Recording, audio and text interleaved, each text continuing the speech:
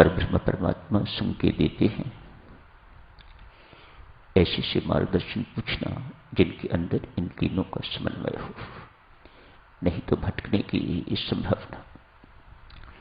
निर्णय हो गया है, भगवान श्री चित्रकूट में निवास करेंगे।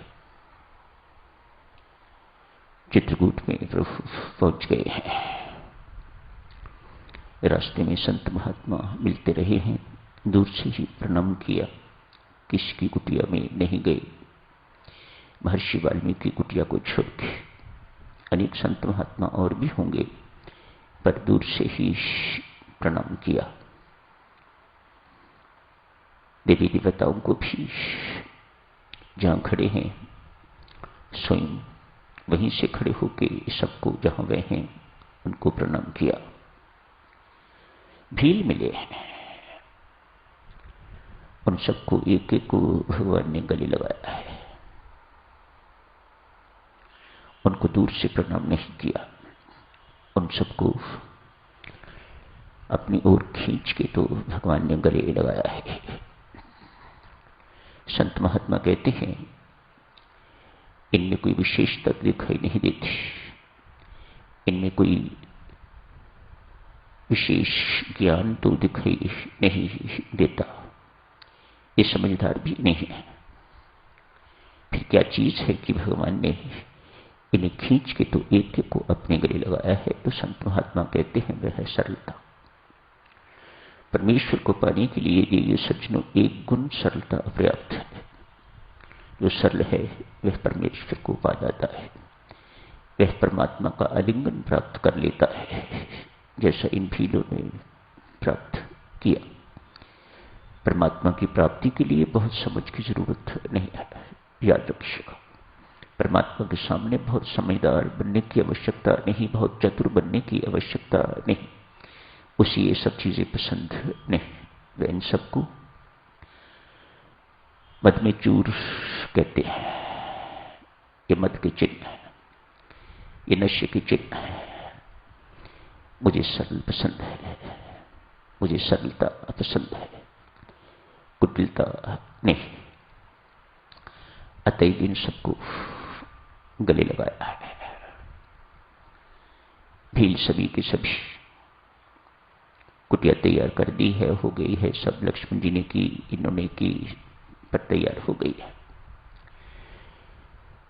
लेकिन भील वहीं आसपास मटक रहे हैं, मानो कुछ कहना चाहते हूं, कुछ कह नहीं पा रहे।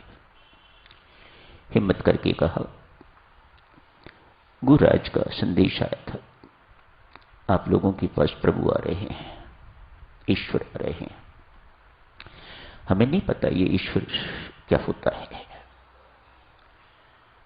हम ना ईश्वर को जानते हैं ना उन्हें पहचानते हैं। गुरु ने कहा है कि आप ईश्वर हैं, तो हम मानते हैं कि आप ईश्वर होंगे। हम भील हैं महाराज, हमारा कर्म है हिंसा करना, हमारा कर्म है डकैती करना, लूटना। हमारा कर्म भी यही है, हमारा धर्म भी यही है। हम इसके अतिरिक्त और कुछ नहीं जानते। गुरुराज ने कहा है कि आप ईश्वर हो, तो हमें लगता है कि ईश्वर की सेवा करनी चाहिए। हमें आपकी सेवा करनी नहीं आती, इतना करेंगे हम, जैसे हम औरों को लूटते हैं आपको लूटेंगे नहीं, यही हमारी सेवा स्वीकार करना। भगवान श्री की सरल बात सुन के तो मुस्कुराते हैं, लक्ष्मण को देख के मुस्कुराते हैं। क्या कह रहे हैं? भगवान की मुस्कुराहट, भगवान का सानिध्य पाकर मतिमान हो गए हैं भी। कहा, प्रभु हमें अपना बना लो, आप नए हो, हम वर्षों से, पीढ़ियों से यहीं रहते हैं, आपको रास्ते का नहीं पता, कुटिया बनानी नहीं आती आपको, आप तो महलों में रहते आए हो। हम कुटिया बनाएंगे, रास्ता दिखाएंगे, शिकार के लिए आपको जाना होगा तो ले जाएंगे, सैर के लिए आपको जाना होगा तो जंगल के रास्ते आपको पता नहीं, हम रास्ता दिखाएंगे आपको, अपने साथ ले जाएंगे, अपना बना लो। प्रभु एक बात हमें कभी ना कहना कि लूट मार छोड़ो, ये हमारे स्वभाव में है, हम ये नहीं छोड़ सकेंगे। परमात्मा देव उनकी बातें सुन के तो बहुत प्रसन्न, हर्षित हो रहे हैं, अपार हर्षित हो रहे हैं। इतना सरल हृदय है इनका, क्या बात कर रहे हैं, किसके साथ कर रहे हैं, इन्हें कोई पता नहीं। सारे जहान का मालिक, लूट मार करने वालों को सजा देने वाला, दंडित करने वाला, उसे कह रहे हैं कि हमें ये कभी न कहना कि लूट मार करनी बंद कर दो। ये जितने पेड़ हैं ना जंगल में, हमें सब पता है किस ऋतु में किसके ऊपर पहले फल आता है, बाद में आता है, कितनी देर के बाद पकता है। ये हम बताओगे तो खाओगे ना, हम सब बताएंगे आपको। हमें अपने पास रख लो, हमें राम अपना बना लो। भीनों की मांग कितनी सुंदर मांग है, हमें अपना बना लो, हमें अपने पास रख लो, हम ये सब कुछ करेंगे। पुनः कहते हैं प्रभु कभी ये न कहना कि लूट मार बंद कर दो।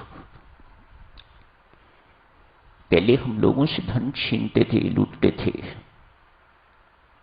अब भक्ति लूटेंगे, प्रेम लूटेंगे, पर लूटेंगे जरूर। ये लूटना हमारा स्वभाव है, हम लूटे बिना हमारा काम नहीं चल सकता। पहले धन लूटा करते थे, वस्त्र भूषण जो भी किसी को कुछ पास होता था लूट लेते थे।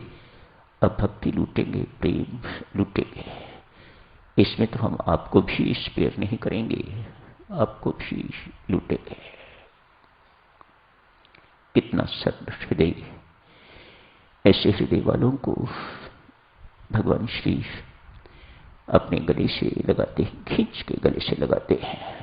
संतों महात्माओं को, देवी देवताओं को दूर से प्रणाम करते हैं, इन्हें अपनी बाहों से खींच के एक एक को अपने गले लगाते हैं। सरल है, अपने आप को बहुत समझदार समझने वाले नहीं है। तो सत्य ही कहा है संतों महात्माओं ने, प्रभु प्राप्ति के लिए बहुत समझदारी की जरूरत नहीं है। जितना आदमी सरल सीधा है उतना ही भगवान को भाता है, प्रिय है। मां सुमित्रा उपदेश दे रही है, शिक्षा दे रही है लक्ष्मण जी महाराज को। उनके माध्यम से हम सबको अच्छे बनने के लिए, अच्छा कहलाने के लिए नहीं, अच्छा बनने के लिए। जमीन आसमान का अंतर है देवी सज्जनों दोनों में। अच्छा कहलाना, हम अच्छे हैं या नहीं, लेकिन अच्छा कहलाना तो हम जरूर चाहते हैं। हम सब वैसे ही कर्म करते हैं जिससे लोग हमें अच्छा कहें। अच्छा बनने की जरूरत नहीं समझते, अच्छे हैं या नहीं हैं उससे कोई मतलब नहीं, लेकिन लोग अच्छे कहें। मां सुमित्रा उपदेश दे रही है अच्छे बनने के लिए। किस प्रकार से उनका पुत्र लक्ष्मण अच्छा बन के रह सकता है, किस प्रकार से हम अच्छे बन सकते हैं, मां सुमित्रा उपदेश दे रही है। अच्छा कहलाने की बजाय अच्छे बनने की आवश्यकता है। लोग अपने आप ही अच्छा कहेंगे, तब कहीं न कहीं कोई फर्क नहीं पड़ता, लेकिन अच्छे कहलाने की भूख तो कभी तृप्ति नहीं होती।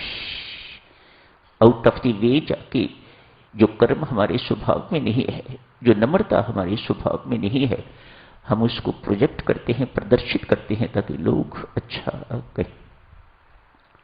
सारे कर्म हमारे इस प्रकार के, लोग हमें अच्छा किस प्रकार से कहेंगे। मां सुमित्रा इसके हक में नहीं है, ना ही संत महात्मा, ना ही परमात्मा। अच्छे बनो, अच्छे बनने की, अच्छे कहलाने की अच्छे बनने की चाह तो तड़प अंदर से होनी चाहिए, और अच्छे कहलाने की चाह बिल्कुल मरनी चाहिए। अच्छे कहलाने की चाह बहुत घातक चाह है साधक के लिए। दंडी हो जाएगा मैं, कपटी हो जाएगा मैं। उसके कर्म जो वो है नहीं, वह अपने आप को प्रोजेक्ट करना चाहता है ताकि लोग उसे अच्छा कहें। बहुत खर्च कर देते हैं लोग, बहुत दान देते हैं लोग, सिर्फ दानी कहलाने के लिए, दूसरों की दृष्टि में दानी दिखाई देने के लिए। अंदर से कोई इस प्रकार का मन नहीं होता। हो सकता है बाद में वे पछताते भी हों कि फिजूल में इतना दान दे दिया, फिजूल में इतने पैसे खर्च कर दिए। दो बिंदु रहते हैं। मां सुमित्रा जो उपदेश दे रही हैं लक्ष्मण को, मद और मान स्वप्न में भी इनके वशीभूत लखन नहीं होना। दोनों शब्द साथ चुने हमारे जानने योग्य हैं, अतएव इनकी चर्चा अभी समय हो गया है, नहीं हो पाएगी। जैसे ही समय मिलेगा इन दो शब्दों की चर्चा करेंगे। मद एवं मान स्वप्न में भी लक्ष्मण इनके वशीभूत नहीं होना। विकार रहित होकर मन कर्म वचन से सीताराम की सेवा करोगे तो तुम्हारे हृदय में परमात्मा श्री राम के प्रति अविरल भक्ति पैदा होगी। विशुद्ध भक्ति से तू संपन्न हो जाएगा। मान तेरा जीवन सार्थक हो जाएगा, तेरा जीवन सफल हो जाएगा और मेरी कोख भी सफल हो जाएगी। तो यहीं समाप्त करने की इजाजत दीजिएगा। धन्यवाद।